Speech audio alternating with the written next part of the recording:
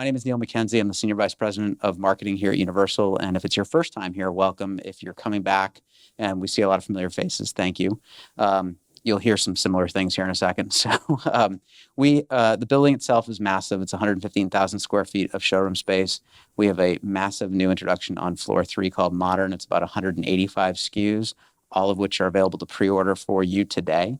On floor 2, we have some great in-stock collections that ship out of our High Point warehouse. And then on the ground floor, which we're on now, we showcase our special order upholstery offering.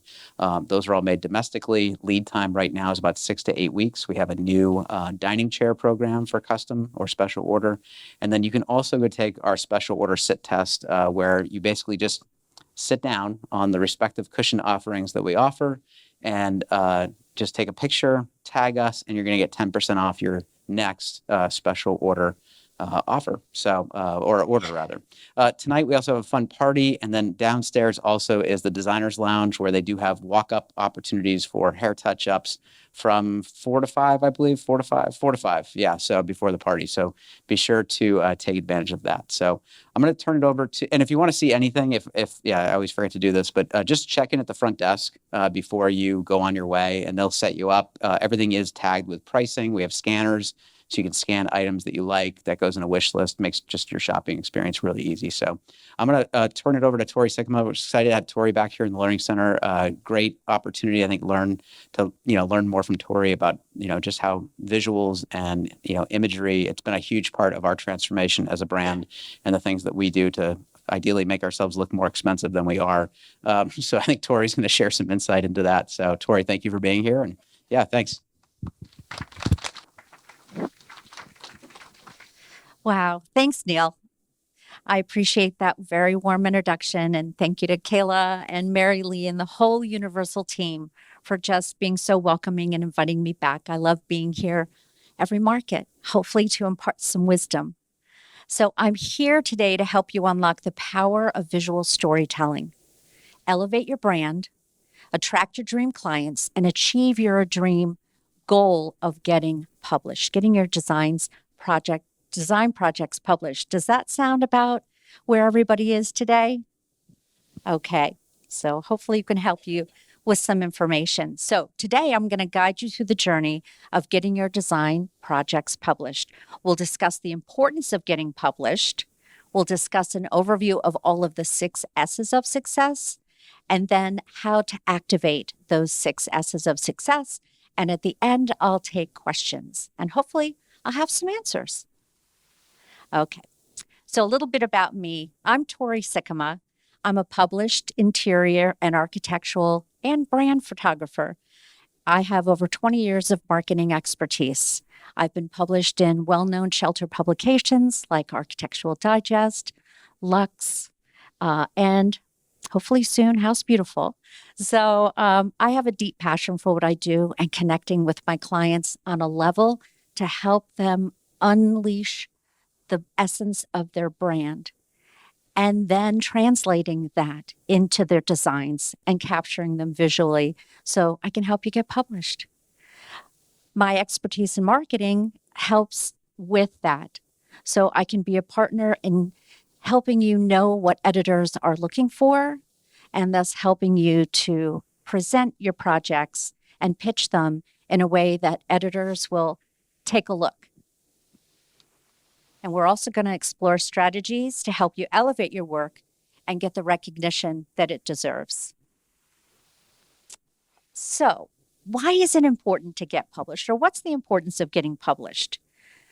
Getting your work published is more than just recognition. It leads to more inquiries and bookings. I'm sure you all have the desire to work with your dream clients, right? We don't want all the work. We want the work that really feeds our soul and brings us joy. And that's hopefully what we can help you do when you distill your brand identity and help show up and tell that story of each design project. It's about curating those professional images to introduce what you do and who you are to the world, so those dream clients can fall in love with you. Print magazines are very important, but we know that in this digital age, there's other means of getting published.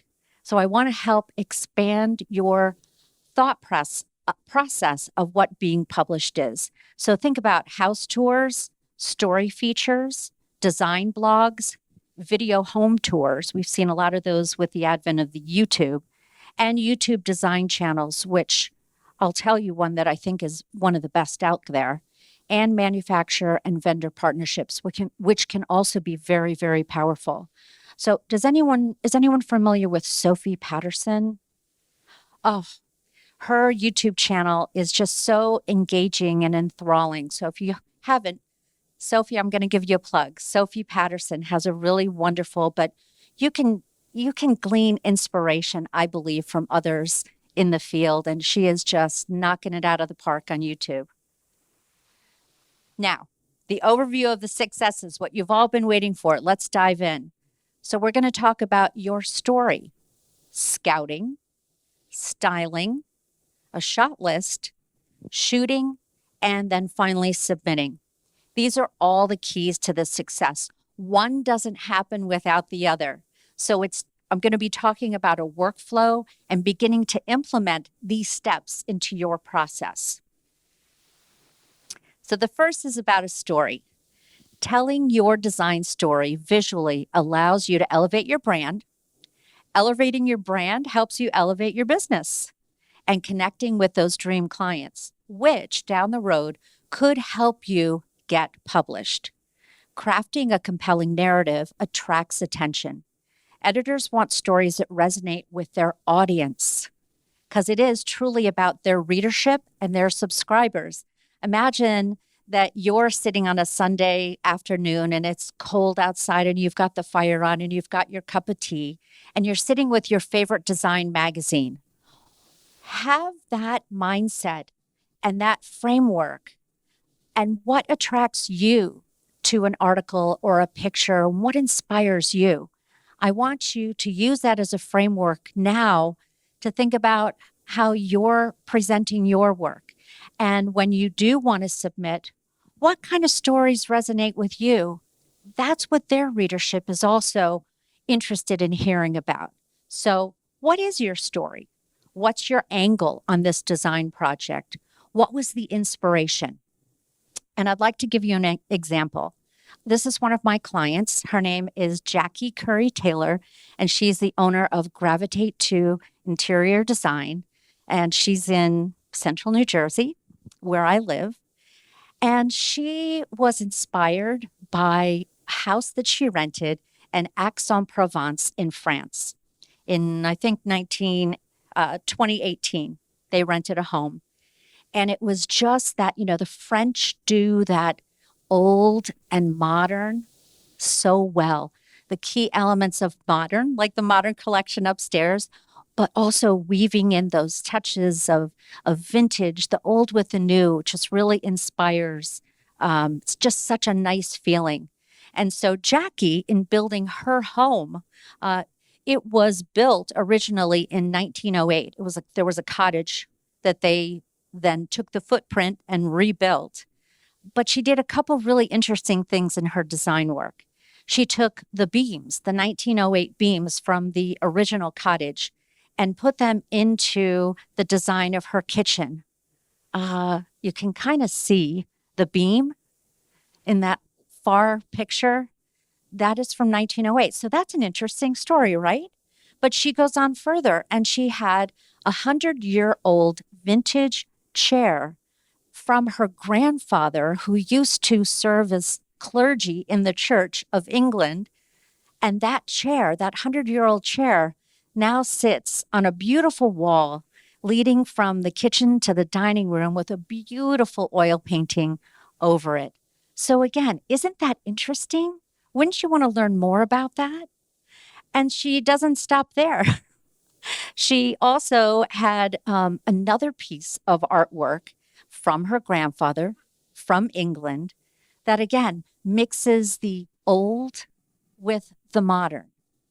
And what also inspired her about the design of the kitchen is how European kitchens are a little bit different from the kitchens here in that they use cabinets and storage in a different way. They tend to have one wall of cabinets that goes floor to ceiling. And then I like how on Duval Kitchens, they talk about the kitchen as being a stage and you're the presenter, right? You're on stage, you're presenting, and people on the other side, your guests are your audience. And so I love thinking about a kitchen in that framework. And that's exactly the story that she told. And yes, her design was published. So she succeeded in connecting with the editors, a really unique and interesting story. So the first S is for story. The second S, scouting or scout. You want to scout your location with your photographer before your photo shoot day. It is so imperative to scout.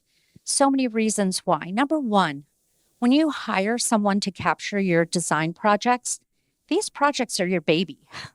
You have spent months and years curating and ordering and waiting and waiting and waiting for everything to arrive so that you can have an install day and at the end of it, you can have something that you could just tie a bow on and your clients are so happy and you're so happy.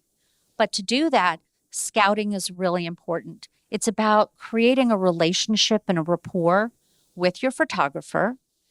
It helps them understand your expectations for the photo shoot. What elements of this design project are important for you to capture in visual format so that those assets can help tell your story. It also helps the photographer know what are your goals for this photo shoot. Are the assets for your website? Are they for social media? Or are you aiming to have these images published? And if so, A, the contracts are different, and B, you will have you are going to need to capture all of the main rooms and we'll get to the shot list, but you're going to have to capture specific assets if your aim is to get published versus social media or website. So I hope that makes sense. So requirements, specific angles and details. As a designer, you have in your mind the vignettes that you've created, the antiques that you've curated. And so we want to ensure that you capture and have those assets for your use. So it's a two-way street, collaborating with that photographer and really creating a shot list, understanding the lighting of the day.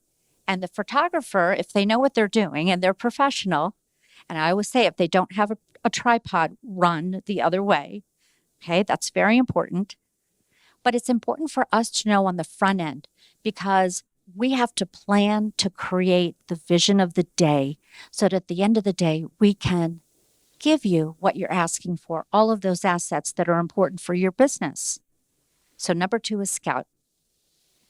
Number 3 is styling. And this is the fun part. This is the jewelry. Styling is a journey of design and it's an enhancement. It's the jewels. It's the layer I think it's the most fun layer.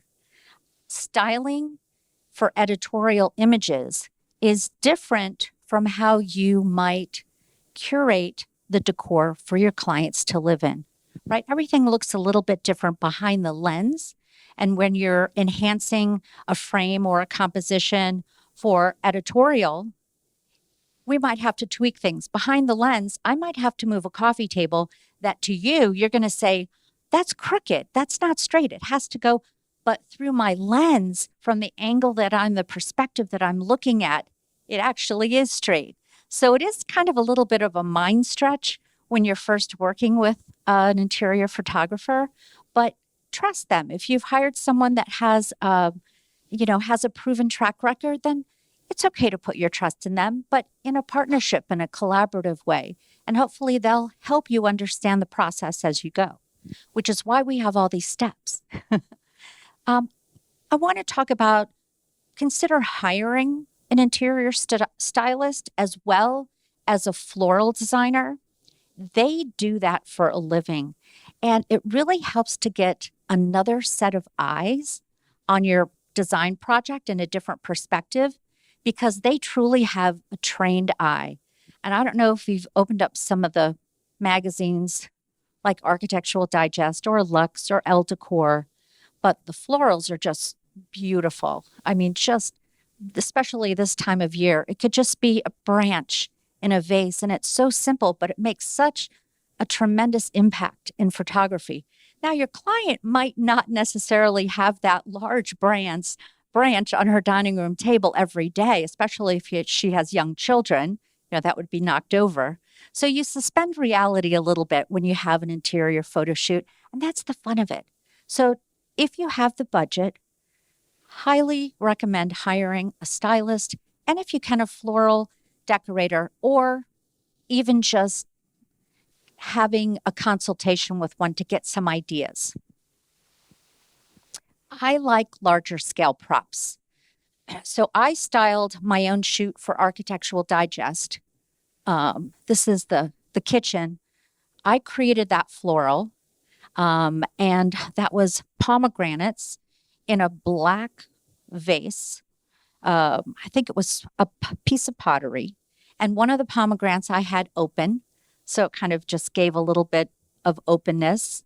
By the hearth, there's some firewood and a basket, and I hung a bunch of copper pots because, again, the old with the new. It was kind of a modern table. I think it was a tulip bottom table, but with the cowhide underneath it, the copper pots hanging, and then something modern on the tabletop.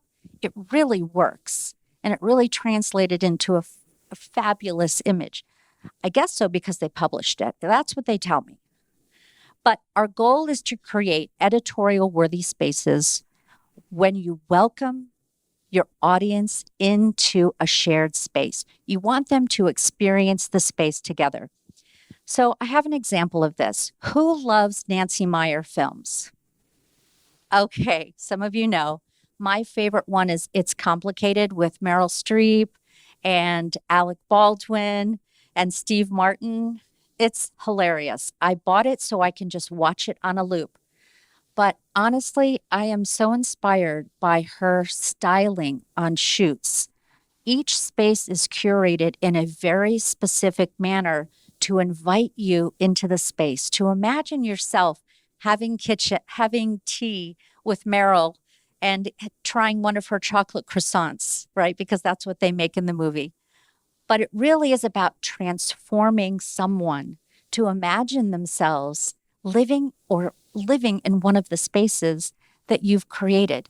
And that too is what editors are looking for.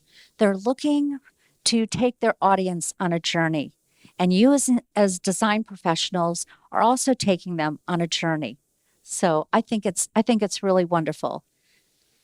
For editors today, it's about lived in and undone. It's about cozy, something giving you a hug. It's about imperfectly perfect. It's about having a shared experience. And it's about visual eye candy. Just someone can't put it down. You can't stop eating it. You can't stop looking at it. That's kind of what styling helps create. Our fourth S is shot list. Shot list is really important. And I think when this is downloaded, you're going to see it a little bit better. I know the lighting in here is a bit light, but a shot list guides the day. It guides your photo shoot. So this is where your scouting pays off. You've scouted the location. You've begun to understand the rapport that you have with your photographer, and expectations have been laid out. You've discussed what those expectations are. So when you get to the shot list, that informs this very well. So start your day off with a plan. A shot list guides you through the priority spaces so you can work effectively and efficiently. Trust me, without a shot list, your day is a marathon. And sometimes you don't know which end is up. It can go south really fast if you don't have a clear vision of a goal for the day. Having those assets at the end is your end result. What helps you get there is scouting and having a specific list. But what are your goals for the images? Are they for your professional portfolio? We talked about this before. Are they for the website or social media, or are you submitting them? Determining your goals is the first step in your conversation with your photographer. If they don't know your goals, they can't help you reach your final destination. Shots for a home tour. You need about 20 to 25 images of all main rooms for a house tour. That is to submit for publication. Now, there are other features, trends, editorial, and seasonal. Those are things I was talking about, online opportunities. So you might have a stunning mudroom. You want to ensure that you capture that because that could be an online editorial feature, or that could be in a trends. You've seen them on Architectural Digest online, where they talk about kitchens, kitchen islands, and then they'll have like 10 featured kitchen islands. Well, you could be one of them. So thinking about, yes, the grand scenes of a house tour, having both horizontal, your hero shots, and vertical images, as well as for the story features, little vignettes. Now, what I'd like to say is the bulk of my day is focused on the heroes, horizontals, because you want to think, I'm sorry, you definitely want to think spread, right? We're going for 2 pages, not just 1 page. So our heroes, our horizontals, will give us that 2-page spread. But then we also want to be thinking about the cover. I always shoot as if I'm shooting for a cover. Why? Why not? Why not? Why not it be your design project that gets picked to be on the cover of Design New Jersey, or give me some other local regional publications? Anyone?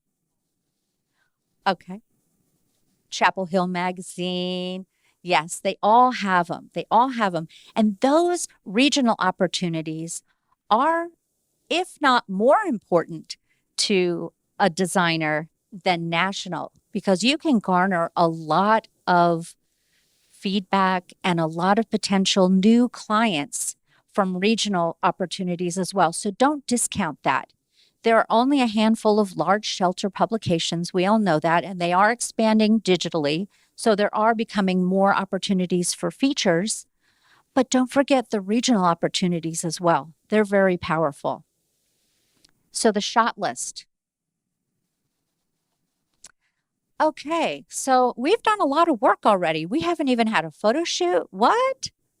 No, now it's time for the photo shoot. We've done all of our pre-work, and now we are going to have a very successful day, aren't we? We have scouted, we have picked the best interior photographer for our purposes, for our goals, and now we get to shooting. All right. So having a professional portfolio for your design projects is like your first handshake with a client. It informs your clients who you are and what you do so that they can help fall in love with you. Yes, it is an investment. Professional photography is an investment, but I want you to think about it more as a cost of doing business. So factoring it into and budgeting it into the cost of your process, your design project. It's the circle of life workflow. That's what I call it, the brand circle of life workflow. So if you've curated this incredible design project over months and years, get it professionally photographed. Have it for your professional portfolio. Think about if Rizzoli calls you up one day and says, we are ready to do a coffee table book on you, all about you. But they're going to need a beginning, a middle, and a present. So where did you start? Do you have professional images of those first projects?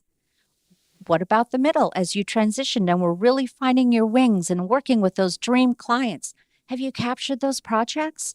And then presently, where you are now, you've evolved, you've had experiences, Your dream clients are really dialed in. You are working with your cream of the crop client that you have always wanted to work with. Now, are you capturing those design projects professionally? So it's just something to think about because iPhone images have their place, no doubt. Well, Kate has my camera right now, but the quality of an iPhone picture is only getting better, no doubt, and the video as well. But editors tend not to want those. It has to be professional images if you want to submit for publication. So iPhone has its place for Instagram, social media, even sometimes on your website. But if you want to get your design work published, you have to invest in professional photography. So here is a before and after of a dining room. This is for Alyssa Grayer, and she's out of Rye, New York. And this is a beautiful dining room. Beautiful. We use these beautiful branches. I don't know if you can see them. Absolutely beautiful branches. But do you see the difference between the iPhone and the professional? Now, I took the iPhone, so it is straight. I do have a little of experience getting my horizontals and verticals straight, which is a big tip for iPhone. If you literally just hold your phone straight up and down, you have already increased the professionalism of your image by 50%. Okay, so you're halfway there to being a professional photographer. But there is a difference, don't you think? Don't you think? If the top one came across an editor's desk, it's a beautiful dining room, and that even shows with the iPhone. But we really honed in on some professional editing and better lighting, probably better equipment with that lower picture. So I implore you, work it into your budget. Make it part of your workflow. After installation, we shoot every time, no matter what the project is. So then you have it because you never know. You might have a coffee table book someday, and I will read it, I promise. Okay, the 6S, and I have to just pause to say, I just invested in Invisalign. I have never had braces before, and it is challenging. So I apologize if I am like fumbling my words a little bit, because even though I did take them out, because then I would be lisping, I have so many like nodules on the sides of my teeth that my mouth and my tongue get confused. So apologies. Thank you. Thank you. See, but don't we do that as women? Shouldn't have done that. Okay, submitting. Crafting a compelling pitch is essential. We talked about the story. The first S is we're coming back to it because now we want to submit and we want to pitch our project. We're going to delve into a pitch that's going to stand out and even including some buzzworthy titles. Okay. Think about hiring a PR agency, a marketing and PR agency. Why do I say that? They are so seasoned and have all of the contacts that can help you very quickly assimilate your project into their process, if that makes sense. You are another cog in their wheel that they just know. It is a proven track record of success of how they work with these editors, and they know them. But to work with a PR agency, you have to have three to five design projects professionally photographed already. So when you're going to a PR agency, those 3 to 5 projects are done. You've got the galleries, and you're coming to them to say, I have these 3 to 5 design projects that I would like to possibly be submitted for publication or some online opportunities. Can you help me? Having a percentage of your marketing budget go to PR and marketing can really help elevate and grow that opportunity to get published. Some PR agencies will work on project-based work as well. So what does that mean? So you don't have 3 to 5 projects professionally photographed yet. And maybe you don't have the amount of retainer yet to work with a PR agency in your budget, in your marketing percentage. But maybe you have enough for one project. And maybe you can find an agency that will work with you for one project-based agency. So that way you don't have to take the big nut with a retainer in the beginning, and you can just get to know how it is that you'll work with an agency. So there are agencies out there that are project-based versus retainer-based, which is nice. Okay, but you can also submit yourself, and we're going to talk a little bit about that. So the subject line, think about what would capture an editor's attention. Think about a job resume. Think about a college application. It's the same concept. You want to grab that person's attention because they get thousands of emails every day across their desk of beautiful design projects. What's going to make them stop and take a look at yours? Maybe the subject line. So think about putting exclusive into the subject line. Da da da da da, exclusive. That will definitely get their attention. In the body of your email to an editor, you want it to be 300 words or less. You want to talk about the relevance of your project.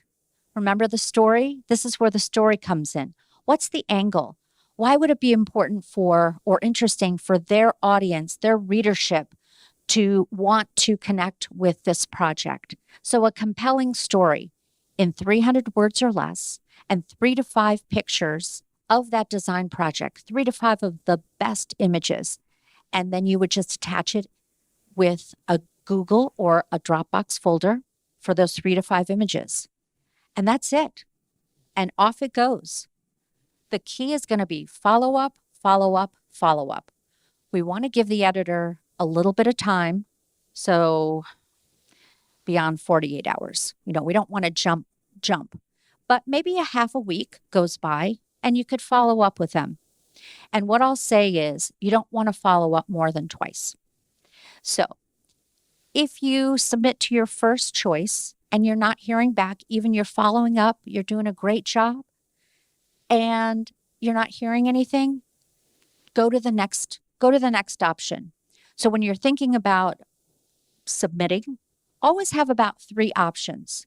Start at the top, right? We do that with college application process. We do that with a job search.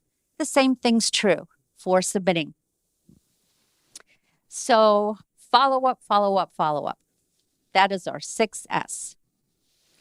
So now we want to activate the 6 S's. We've covered all of these S's to get published, and I encourage you to start implementing them. It's just a framework. It's a framework to work by or to work from, and beginning to put it into your own process and your workflow. Make it your own. And it could be that you do things a little bit different, or you call it something different. That's okay. But it's having an understanding that one action flows into the next. And the more that we take action, I guess that's really the key, right? We have to take action. So if we take action and we have a framework to work from, you're going to be successful. You're going to have success in this arena. I promise. Working with professionals is going to significantly enhance your success of getting your design projects published. So working with an interior photographer is key. A real estate photographer? No. If they don't have a tripod? No. Okay. So it's, if they come with a fisheye lens, no. If they want to keep the lights on, no. So, I think I need to come up with a hit list of like, no, no, no, no. There was a funny Instagram post a couple days ago, talking about all the funny things that happen on photo shoots, and I can relate to them, but that's for another day. So interior photographer, if your budget allows, a stylist, consult a floral designer, or if you can hire one, great. Or if you can have custom florals made, that's even better. Or get your, like I do, I have a toolkit for every photo shoot. And when when the designers are looking at all the flowers that they have, I just take my little clippers and I walk to the backyard and I clip a branch off. And to me, that speaks volumes because that's the look that I'm going for. And as a coach, as a creative director, as a mentor, as a friend, as a lighting specialist, as a project manager, I am all those things. I wear all of those hats on every photo shoot. And if you're working with me, you are going to know and have the process down because I'm not going to let you fail. 100%. I'm not going to let you fail. And we might go back and forth over should I use the hydrangea or should I use the peonies or should I go out into nature? I'm always going to say go out to nature. And then the PR and marketing agency, think about it. They've got track record, they have the contacts, and they can really help you grow your brand. And then a virtual assistant, if you don't have a junior designer on your team yet, virtual assistants can really help you with the logistics of photo shoots and helping get published and just all the things, right? All the things it takes for us to live our lives on a daily basis while we're growing a brand and a business. And that's really what this is all about. This is about you understanding your brand identity, having clarity about it, and then that informs your design projects. It informs who you want to work with, and hopefully it informs where you want to go with your design future in terms of getting recognition for your incredible work. And so I really just thank you so much for coming this morning and listening to me. And now it's your turn. Now I'd love to have some questions from the audience. Do we have a second mic? I know Neil had one. Okay. IT in the back, maybe. Oh, Kayla, perfect.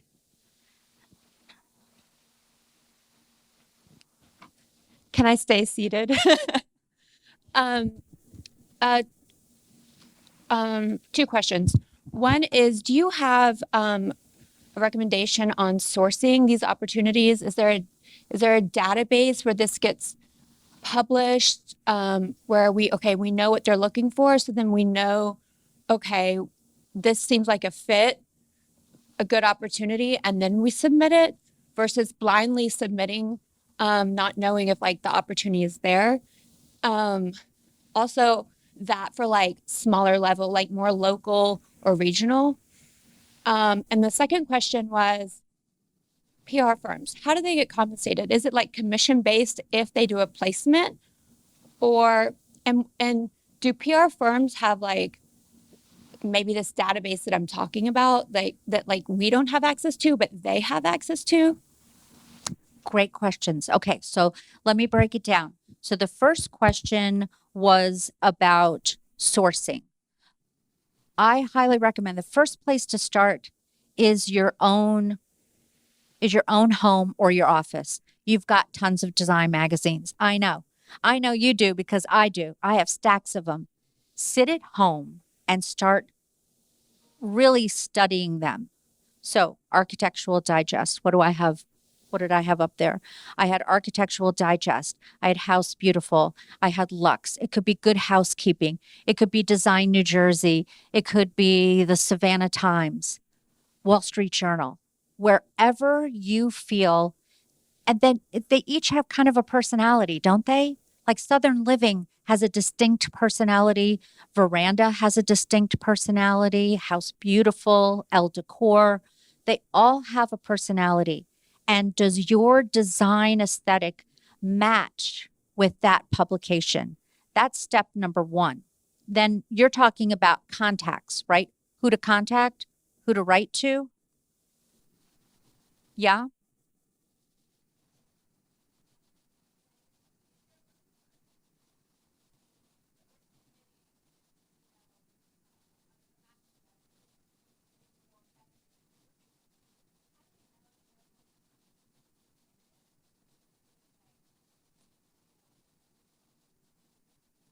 Okay.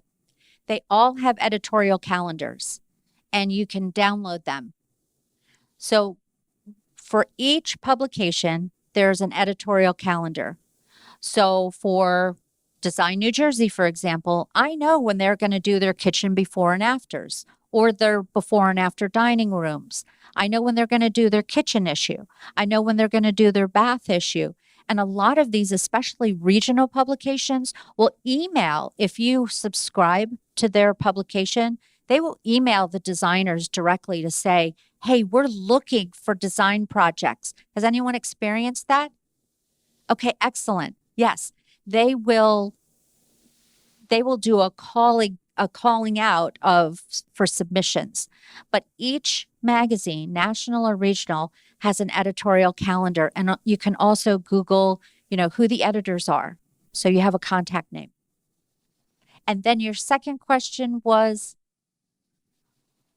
so PR firms work by retainer. And if there are project-based PR agencies, they will have a specified amount. They might have a retainer of, I don't know, let's say it's $3,500 to pitch and place one project. They might have half up front and half if they get you published. Yes. Oh, let's wait for the mic. Sorry. I've heard that if you have something, a job, and you take the photos and you put it onto, let's say, Instagram, or you use it for a local magazine, they may not publish it. So what's the order? I would think going to your largest publication and then go to Instagram last, or how does that affect you getting it published? Go to Instagram last. So it's all about exclusivity. The higher up the shelter publication and national publications you go, is they really want exclusivity. So it truly is radio silence when you decide that this design project is going to be pitched. Now, some editors will let you know within weeks if they're going to publish your project, but it also could be months. So you've got to know and have the mindset of, okay, this project, I'm going to wait. It's going to marinate, and then I'm going to air fry it or bake it, and it's going to get published. Or if you really need assets for Instagram and your website, then maybe that's not the project. But it's getting a little looser in the industry. I definitely see that. It is getting looser. And if you come at 2:00 today, I'm on a branding and marketing panel right back here at Universal. So I'm doing a little pitch for that. And we're going to talk more about it, but really keep it exclusive, off blogs, off social media. You could do a story because it only lives for 24 hours. So you could do a story. I think that'll be okay. And some are fine with having it on your website. A lot of publications I know aren't going to make you take it off your website, but definitely if it's out there and, on Pinterest, on YouTube, on all of the socials, Facebook and Instagram, they like exclusivity. On exclusivity, say you're pitching to 3 local publications. Do you want to say exclusive, and wait? Or would they get upset if it was picked up and then, 3 months later they come back to you excited about your exclusive opportunity? So I would give them a date. Okay. So it's exclusive to this date. Give them a time clock and say, hey, if you pass on this, I'm going to go to the next one. Okay. But generally you want to pitch one outlet at a time. Perfect. Give them the first opportunity. Okay. Thank you. We have over here. Great questions.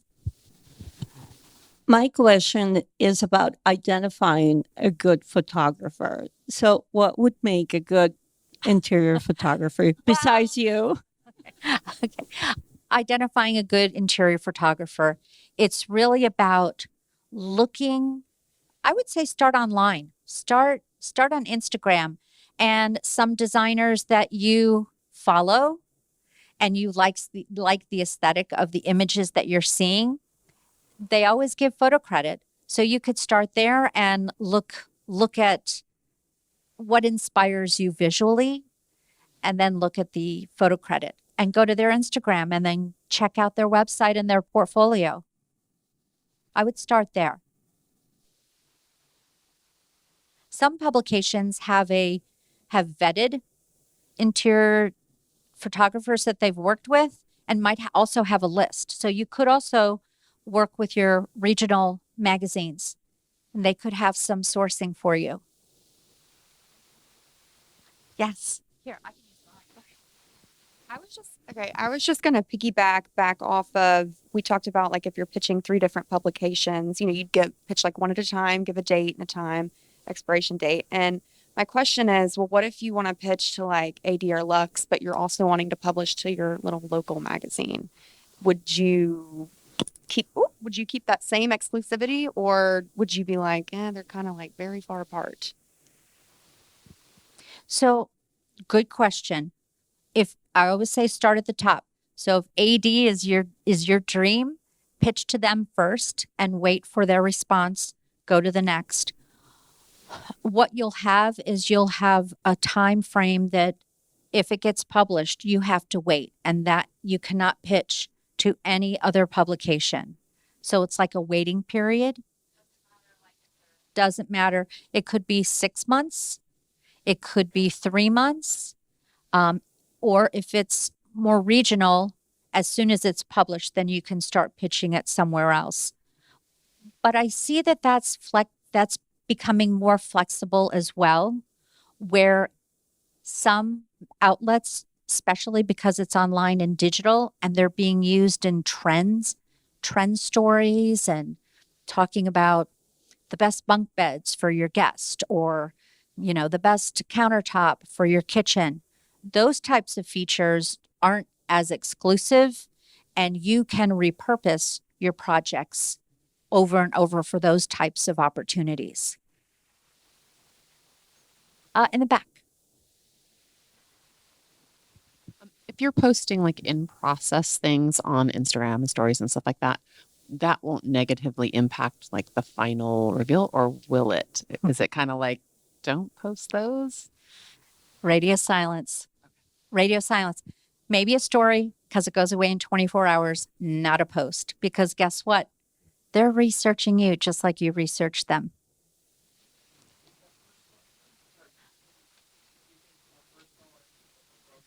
Just your business. Just your business. They want to see your presence. I'm sorry, there was.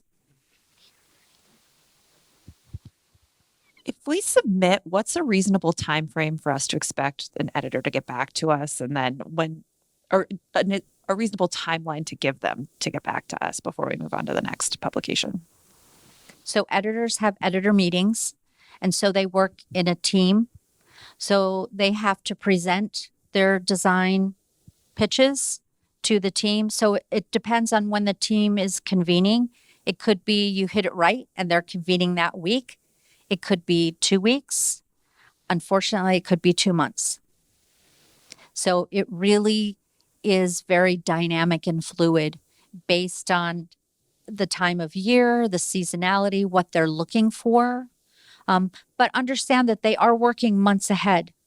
So for a Christmas feature that I worked on, we photographed that at the end of Christmas while the designer had everything up already, but that didn't get published until the following, or it could have been photographed in July for August submission for the holidays. Yes. Oh, poor Kayla needs 2 microphones. I've submitted in the past to a kitchen and bath. It was like a contest. And what I was wondering is, if you don't win the contest, what is the expectation? Can they use your photos in the future? What can we? Yes. If you've submitted and they use them, you generally have signed a waiver that yes, they If have you the d- right to use that content over and over again. So for an example, there was a feature that was published, and a year later, it's in a seasonal feature that's an online. So it was originally a print feature, and now they're recycling that content for feature stories digitally. And if you don't win, can they still use that content, or you have to? read That's the a fine good print? question. I would read the fine print of the release that you're signing.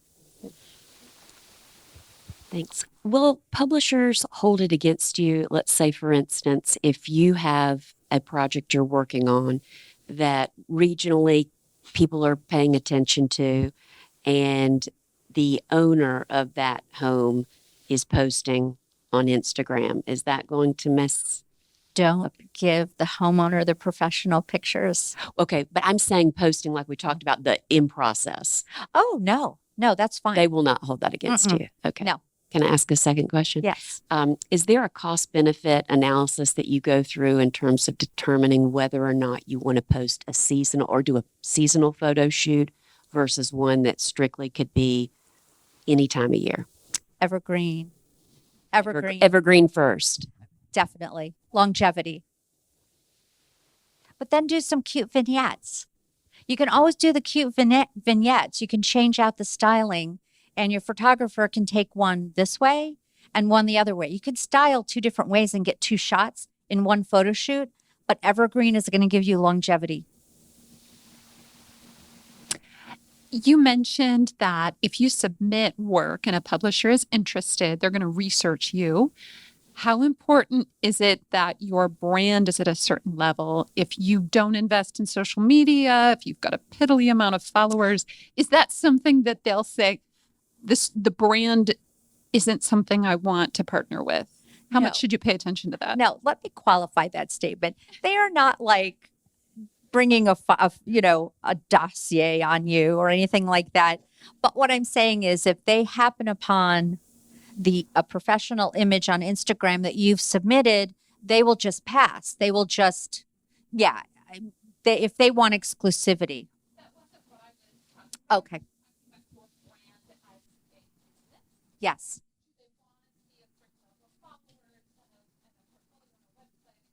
Definitely not. Yeah. I was published in Architectural Digest and I pitched it myself. I styled it. I hustled. I was just determined.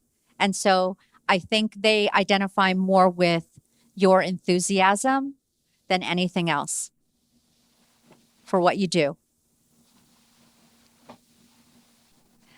Yes.